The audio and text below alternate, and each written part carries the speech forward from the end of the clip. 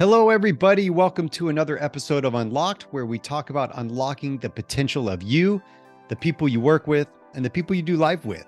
At the time of this recording, I'm offering all of you, yes, my lovely listeners, a free 15-minute communication coaching call. You come with some kind of communication problem, and I give you a solution. My calendar link is in the show notes, so check that out.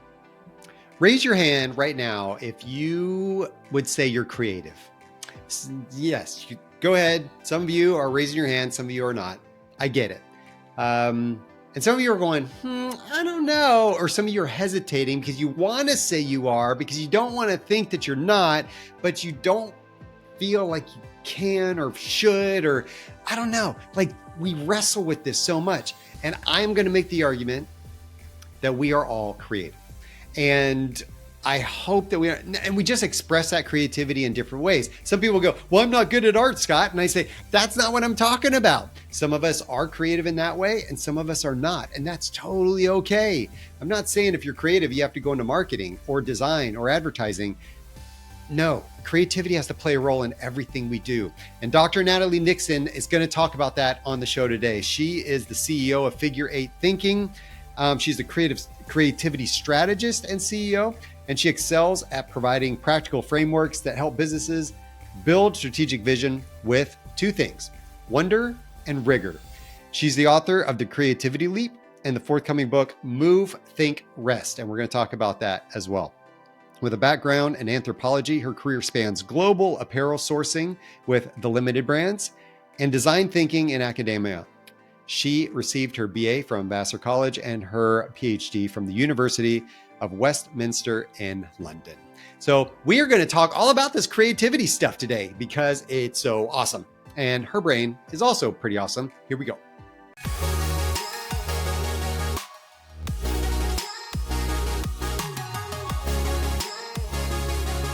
Natalie, let's do this thing. Ready? Awesome. I'm ready. Well, I'm just gonna coin you the creativity genius. Is that cool? Can I do that? Oh, wow. That's high praise. Thank I you. know. Especially coming from me. So, no, just we're gonna talk all about creativity, and it's something that I love and something that I think gets lost. And I'm willing to bet you think the same thing. I do. I am in total agreement with that. Yes. Okay. Why are you in agreement with that? Well, I believe that, and I've experienced that to be human is to be hardwired to be creative. I've also experienced that in a lot of my corporate advisory work, I hear murmurings of comments such as, "Oh, I'm not a creative type, or we'll have the creatives over there work on XYZ." But it's coined as a way of almost like creativity is an addendum to the important stuff of management and finance and strategy, when actually, if we're trying to consistently and sustainably innovate, we actually have to start with creativity. But the challenge is that a lot of people, not everybody, but a lot of people think that creativity is something that only artists do. Hmm. And so my work has really been about to dispel the myth that creativity is woo-woo, that creativity is something that only artists are great at, and to really help people realize that creativity is the engine for innovation and that it is an imperative. It's actually essential for our productivity, for our well-being, and for our sustainable growth. When is the last time? Let me ask you this: you're in a room full of people, and you heard somebody say, "If you're not creative, please leave." Like, we only want the creative people in this room. Has anybody ever said that? No, I haven't heard that one, but I have heard kind of dismissive remarks about the creatives as if they Right. are this blob of people. And in corporations, some, not all, they tend to be talking about people in marketing and branding and design Right. and advertising. Um, what I always like to remind people of is that artists and designers are exceptional at wrestling with the ambiguity of the creative process. The reason why I think we try to give ourselves a break from embracing creativity is that it's actually hard work to be creative. It's not something that You were that the gods from above anoint a few talented few. It's something that is about, as I like to say, toggling between wonder and rigor to solve problems. Wonder and rigor. That's beautiful. Yeah, because I mean, I just I get really frustrated when people are like, "Oh no, no, I'm not creative. No, no, I no, do no, no, no, too. I'm not creative. No, no, no, no, No, I'm not creative." I'm like, um, let me see. When did you start believing that? Who right. told you at some point that you're not creative? Now, maybe somebody did tell you that at some point, but you started believing it at some point too. Well, Um, it absolutely gets drummed out of us in our educational system. And I like to jokingly say I am a recovered academic. So I was a professor for 16 years. Even before that chapter of my career, in my 20s, I was a middle school English teacher.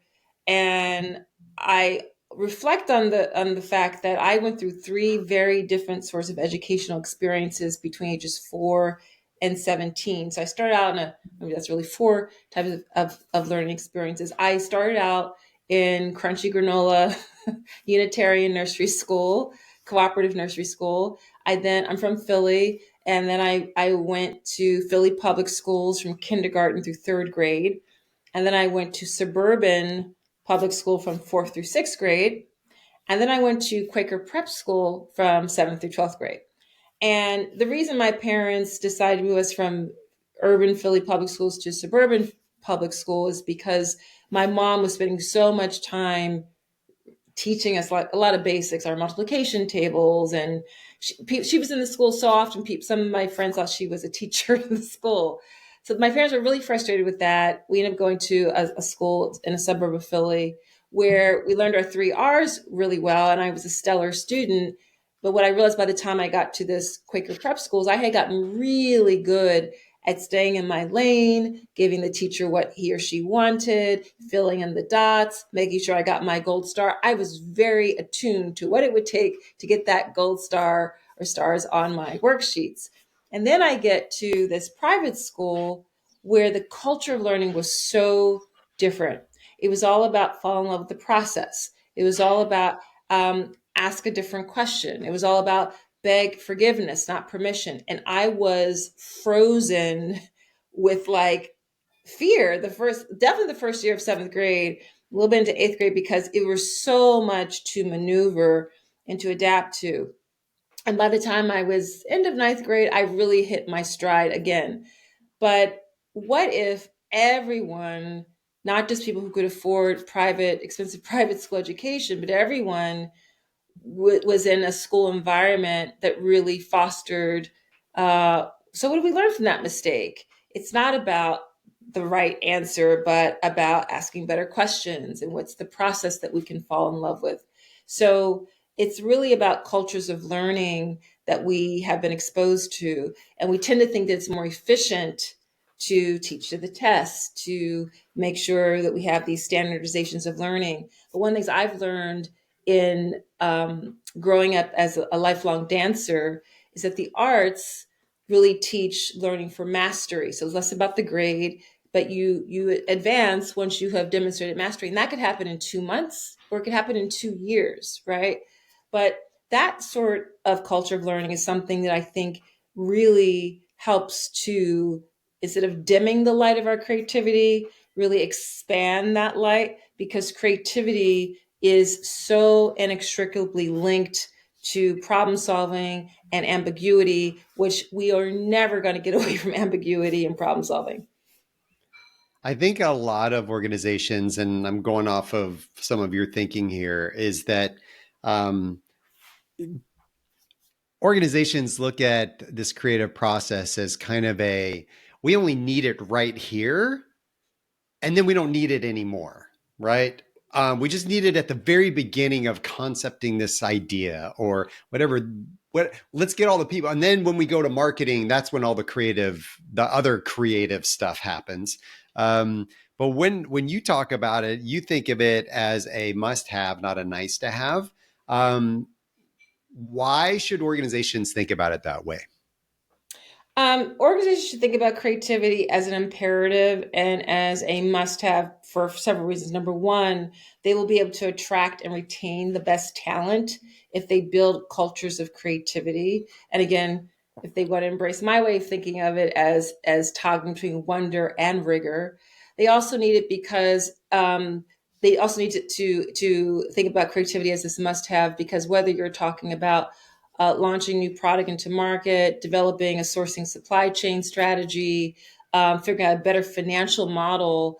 These are all initiatives that require wonder as well as rigor. They require creativity and creative problem solving, because nothing in real life looks like a Gantt chart.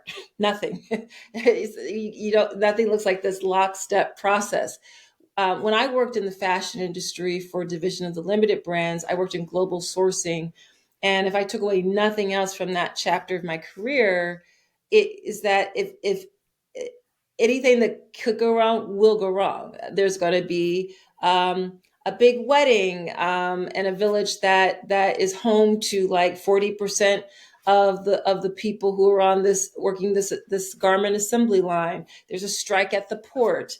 There is a major a climatic event that's going to stall shipments and the inputs from the mills getting to the factory, right? So this need to be adaptive is never going away, whether you work in strategy, finance, supply chain management. You need creativity, and that creativity as a competency, thinking of it as a competency, thinking of it as a KPI in order to be nimble and adaptive in what, all great business schools like to point out as VUCA environments that are volatile, uncertain, complex, and ambiguous. You need creativity to navigate that ambiguous environment. There's a really big idea around that, and this whole idea of motivation and where we go with that, and thinking about that. How you talked about retaining talent is a reason. Now, I can just take your word for it and just go, okay, but what do you have to back that up? Like, why would you say that creativity is essential to retaining talent? A few statistics. So, back in 2015, the World Economic Forum declared that creativity would rank as the number 10 job skill by 2020 and beyond. This was in 2015. 1 year later, they said, hang on, we've actually revised those numbers. We now think that creativity will rank as the number 3 job skill for 2020 and beyond. That was in 2016. Last year's World Economic Forum Future Jobs Skills Report in 2023 uh, ticked up creativity as the number 2 critical job skill that companies needed to recruit for by 2027. So it's now not just number 3, but the number 2 job skill by a very storied institution like the World Economic Forum. Another data point comes from research, 2023 research from Market Splash. Their research learned that 70% of executives believe that creativity is essential for market competitiveness. 70% of executive leaders believe that. On the other hand, research from, I'm just forgetting the source, I can send it to you, but research from another organization in 2023 found that 60% of people, just slogging away every day, do not believe they have reached their potential creatively. And so what those 2 data points show is a major gap analysis, as all 3 show, a major gap analysis between us recognizing that creativity is essential now more than ever, and I'll talk to that in a moment. But at the same time, people don't believe they're given the space and the time to be creative. So we are increasingly, we being, researchers much smarter than am I, big storied institutions like the World Economic Forum understand how essential creativity is. And yet we continue to work in a way, we design work in a way that doesn't allow for people to build that creative capacity. And the reason why this matters now more than ever is for 3 essential reasons. Number one, unprecedented burnout and quiet quitting.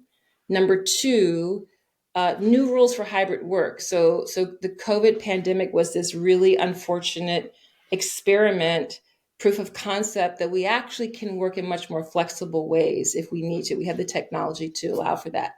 And the third driver for why we need to redesign work and build in more creativity is because of technology, ubiquitous technology that can do basic tasks. It can replace things that actually the opportunity now is to allow for what makes us uniquely human to expand at work. And what makes us uniquely human is our capacity for the imagination, for curiosity. That was a time for greater experimentation, collaboration. These are all the components of creativity. I'm reading Prime to Perform right now. Not sure if you've read that book yet. So Stephen Yeah. Shedletsky, do you know Shed? Not sure if you No. know Shed. Okay.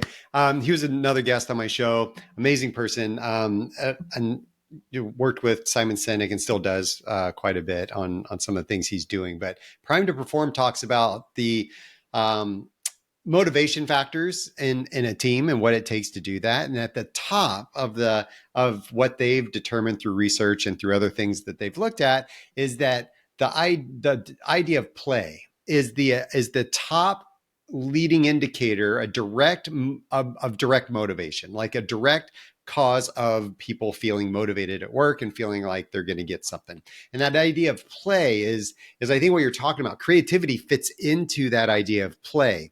But as Shed talked about a lot too, it's how do we create an idea of psychological safety to where people feel like they can be creative and play and experiment and imagine and wonder and all those things. So what do you think holds people back from, I don't know, expanding into that full potential of like, I want to be imaginative and I want to wonder and I want to be creative and I want to ask questions, but I don't. Um, so so first, just to build on your points about play, yes, play is essential for a really dynamic future workplace. And one of the people I interviewed for my next book, which is about redesigning work in a more humanistic way, is Brendan Boyle, who is a toy designer. He teaches. I visited his course on play at Stanford, and he talks about how the opposite of play is not work. The opposite of play is boredom. And the reason why play is so essential is because it actually activates all of the attributes that we equate with executive leadership skills. So when we are at play, we must get better at actively listening, at empathizing, at asking better questions, at negotiating, at collaborating. These are all the skills that we want our leaders to have. So why wouldn't we devote more time for play, gamify things, etc. The reason why we don't see people taking the plunge and having the courage to be more creative, to be more playful, to be more curious, for several reasons. Number one, it's not modeled for them enough. But let's say it is modeled. Some people are not intrinsically motivated just by what they see other people doing. Maybe it needs to be built into an incentivization plan. Maybe in terms of you'll be given more time, you'll be given more money. Maybe you could gamify ways to build in creativity, play, curiosity. And one of the things I always caution leaders about is the way to get, for example, people more curious and to normalize question asking in the workplace so it doesn't feel like it's punitive if I ask a question, I get my hand slapped, but to actually make it a part of the culture is that it's not enough for leaders to say, okay, guys, give me your best questions. I'm all ears. You will probably be met with crickets and like deer in the headlights because most of us at some point in time have been question shamed. We've dared to raise our hand, ask the question. We were either met with giggles or even worse, silence. And you soon get the message that's not what we do around here. We don't ask a lot of questions around here. So the way to model it is that leaders actually have to be a bit more vulnerable, humble, transparent, and they have to practice self-inquiry and sharing the questions that they're beginning to pose about a project that launched 6 months ago and say something to the effect of, that project we launched and we thought it was going just fine. And the just individual feedback I've been getting from the team, I realized that maybe you all aren't all admitting it out loud, but I think we are um, having some fatigue around the project. And I was wondering, what if we kind of regrouped, started all over again, and maybe even approached that former competitor to collaborate with us and modeled some co-opetition, right? That vocalizing of self-doubt, of acknowledging this is not perfect, of acknowledging new questions is a green light and opens up the space for more people to be brave to ask questions themselves when it is modeled by leaders. I am I guess I get encouraged when I see certain things happen. I mean, when you look at what Google's doing with their 20% work policy, where 20% of their time is supposed to be they can allocate towards innovative projects or things outside of their core responsibilities. When you see things like that, now that's Google, right? But that's led to so many product innovations inside of Google too. Things that they've done, but also allowing people that freedom to exercise that part of their brain so that when they do get into the core responsibilities of their job, they can be a little bit more innovative and question and break molds and kind of do things outside the box. Now, I know that there's a lot of in the box people that are like, no, no, no, no, no. Stay in the box. Don't go outside the box because we like the box. If there's structure around the box, it's predictable, it's got boundaries. Like there are people that really need the box. And I get that. So let me go there for a second. What do you think about the idea that of those individuals that are very structured, they're very linear in their process, that's how they think and that's how they work and that's how they live their life. And there's those other people that are very exploratory and everything and sky's the limit and we can do all these different things. How do you bring together those two types of personalities in a culture and build a culture of play and curiosity and creativity?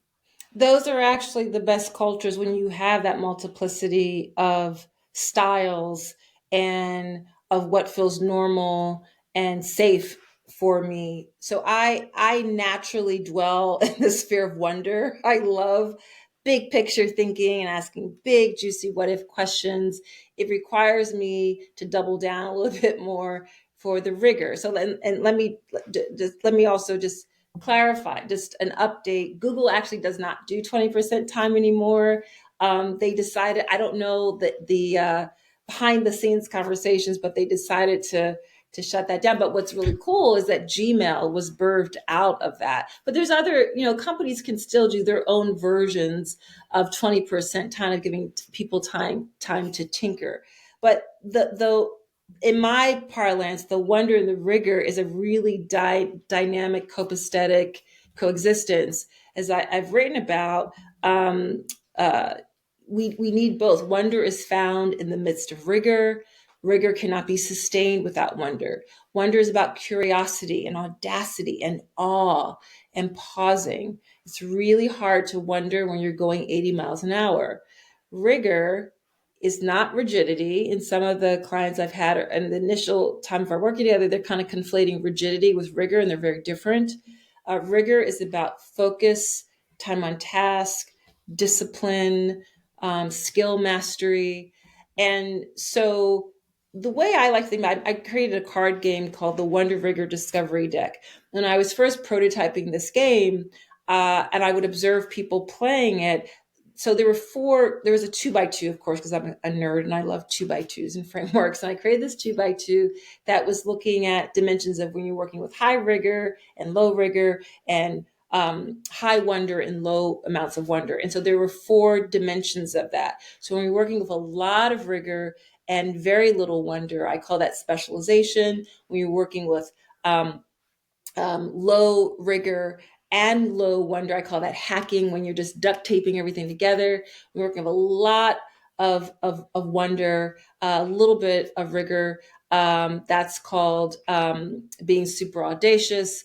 And then there's the domain that we all want to get to. We're working with both wonder and rigor. But when I was first prototyping this game, I would overhear people say, "Oh, I'm a specialist, or I'm a hacker, or I'm a provocateur, the audacious quadrant. And what I didn't want people to do is say, I am this sort of archetype, because that actually misses the point.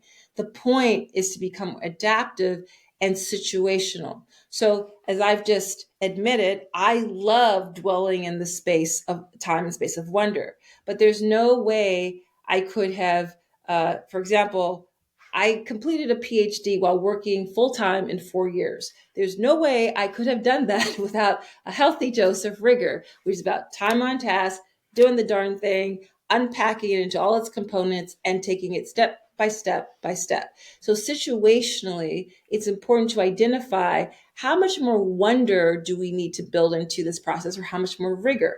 Who are the people who are specialists, who we know can give us that dose of rigor? Who are the people who will really just knock our socks off and help us to think so much more expansively about this? And that's when it's really a beautiful dynamic to have this range of people who naturally gravitate towards the lines and the linear thinking versus people who do not. You know, Twyla Tharp, who is an incredible American dancer, choreographer, she wrote a really great book called The Creative Habit.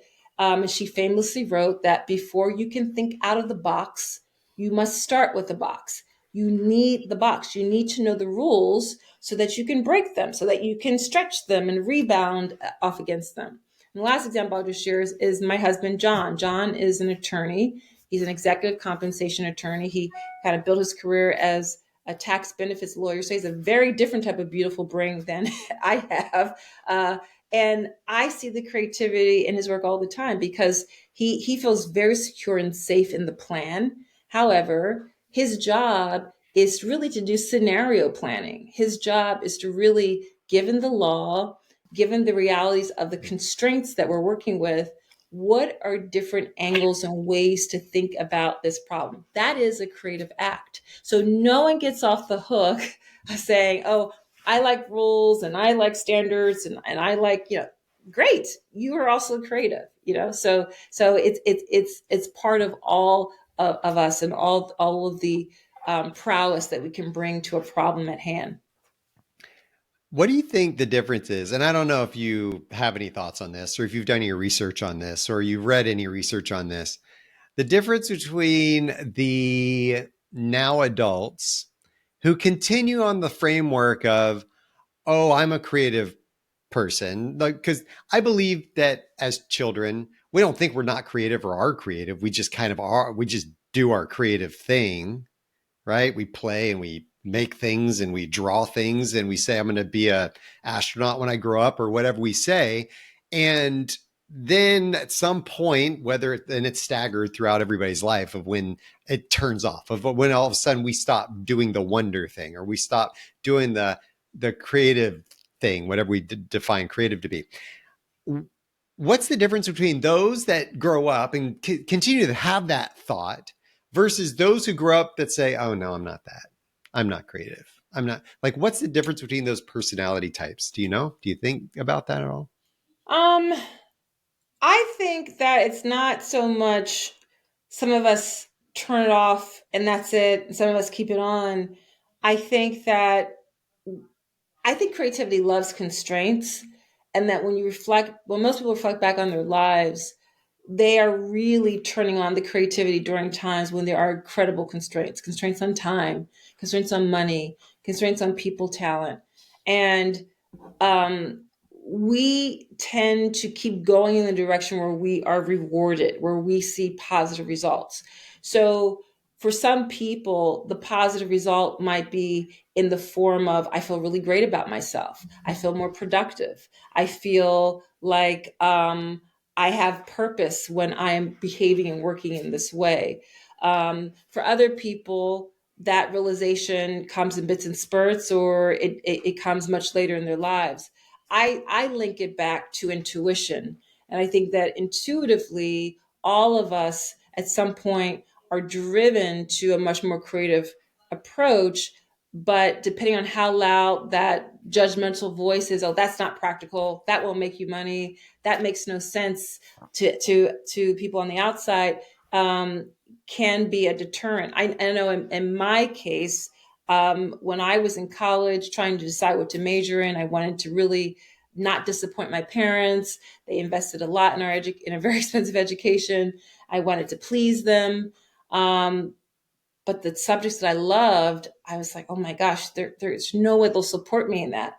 And it was when I was having this conversation with them, and I admitted, air quotes, that I really loved cultural anthropology. And I also love these courses in Africana studies. They said almost at the same time, that's what you should study. And my dad said, Natalie, if you study what you love, you'll have to turn away opportunities because no one will have to tell you to get up earlier, stay later, stay longer. And that was like this load was lifted off of my shoulders. And I will tell you that now that I am in my 50s, I really witness friends and colleagues who are having these crises of life, of figuring out what is it that I really want to do? Who am I? What do I love? What's my purpose? And I think that following that intuition to guide you to follow your heart, to do work that may not make sense to others on the outside is actually a more efficient way to live. Now, I know that people like Scott Galloway, my dear friend Seth Godin have a very different opinion about that. And it's not to say that you're not practical. I've been incredibly practical to sustain my life at various stages, getting work that I need to do. But I've never forsaken listening to that nudge, and I've never ignored that drive to still, um, do a mashup of the wonder and the rigor. That's beautiful.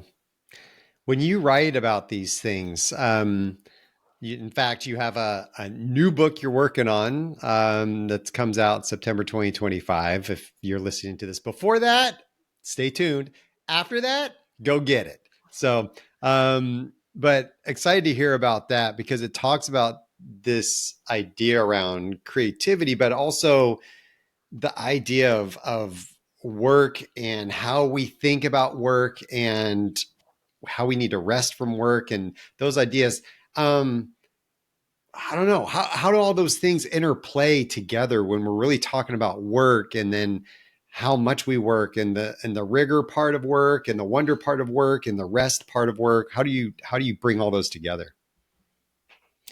Well, when I think about my portfolio of offerings and work, whether it's Wonder and Rigor, the three I's, which is how you activate Wonder and Rigor, the three I's are inquiry, improvisation, and intuition, whether it's the LEAP method, this method to go from a fuzzy, ambiguous crossroads to actionable next steps, or the motor framework, which is about move, think, and rest, all of these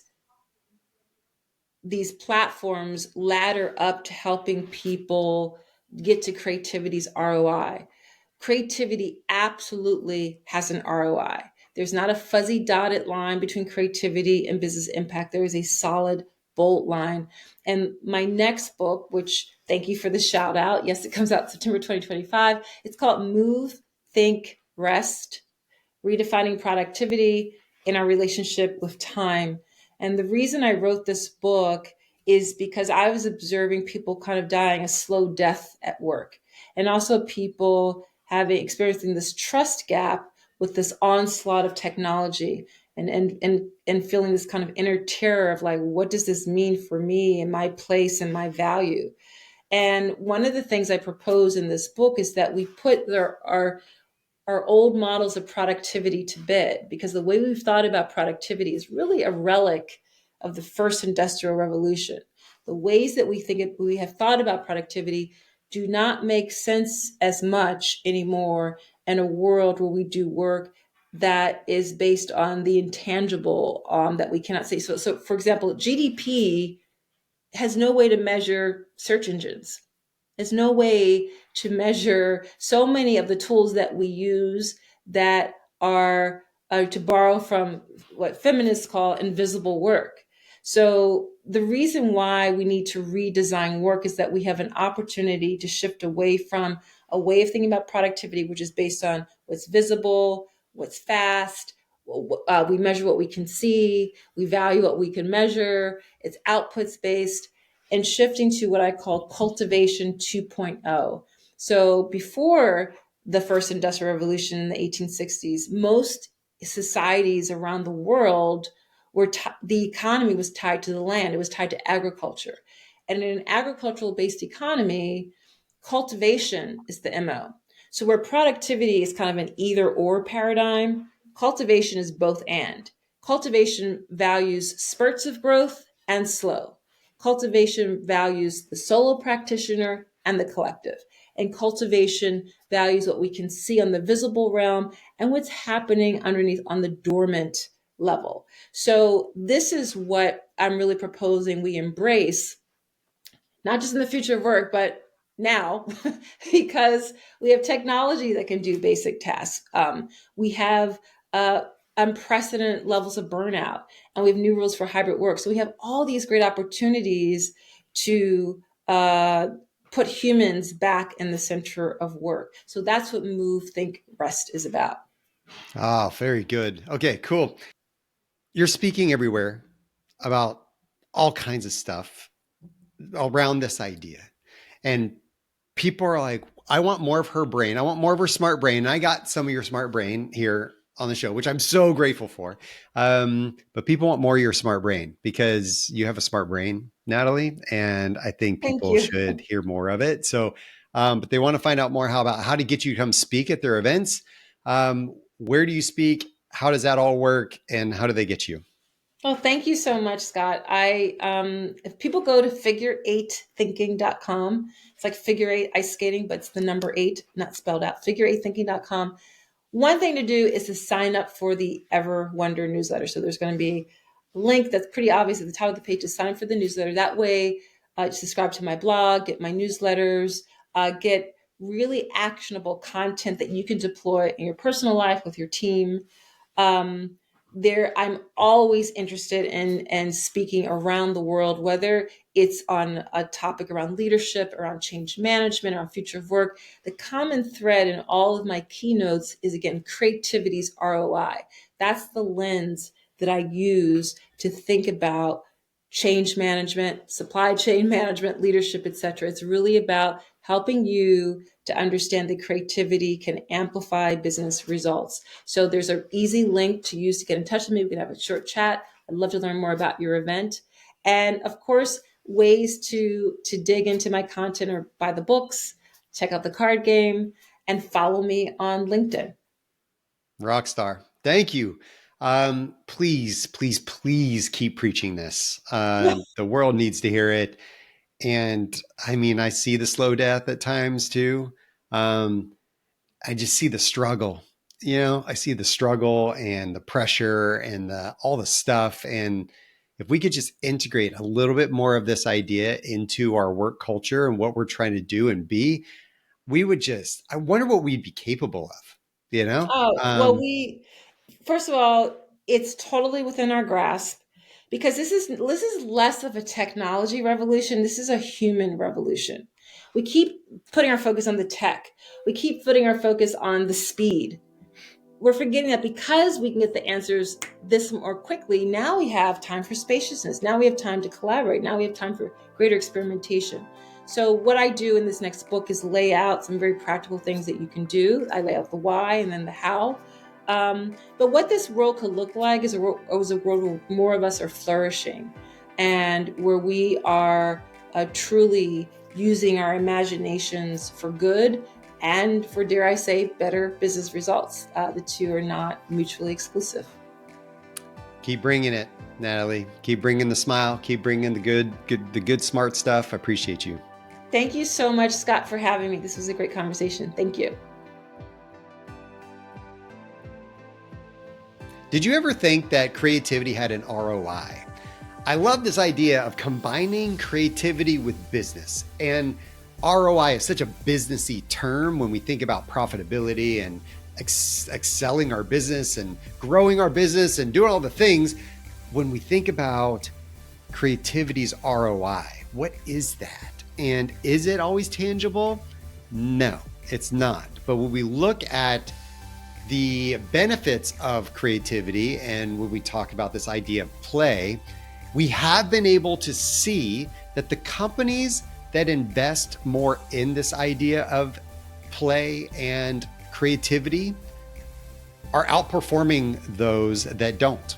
And this is based on, decades of analyzing the S&P 500 and the NASDAQ and other companies in the stock market to see their profitability and growth. And this whole idea is so important. Wonder plus rigor. Wonder plus rigor. How do we build the wonder? How do we get the rigor? How do we make sure that those two are in good harmony with each other? They're working together to make sure that we're building the best thing possible for our people and the people that we serve. I love that we talked a little bit about how rigor equals focus. It doesn't mean strict necessarily. It's just this idea of how can we focus on the thing we need to focus on at the time that we need to focus on it, at the same time of building creativity and imagination in what we do. I hope that you'll reach out and subscribe to her newsletter, to Natalie's newsletter on her website, and also just keep pushing the idea of creativity inside your workplace. And I do feel that many of us don't feel safe being creative, whatever that means, inside of our workplace. I don't think we feel that. And I think that that's a problem. I think that if we invite it, if we start to be the example of what creativity means inside of our workforce, that will foster creativity and kind of bring it out in others as well. If you want to find out more information about me or check out the show notes where there's going to be more information and links to the things referenced in this episode, visit skotwaldron.com. And lastly, I'm asking for a little bit of love, just a little bit. So please take a moment, follow, rate the show. The algorithms like that. It helps me get the word out. I really appreciate it. Thank you. And until next time, stay unlocked.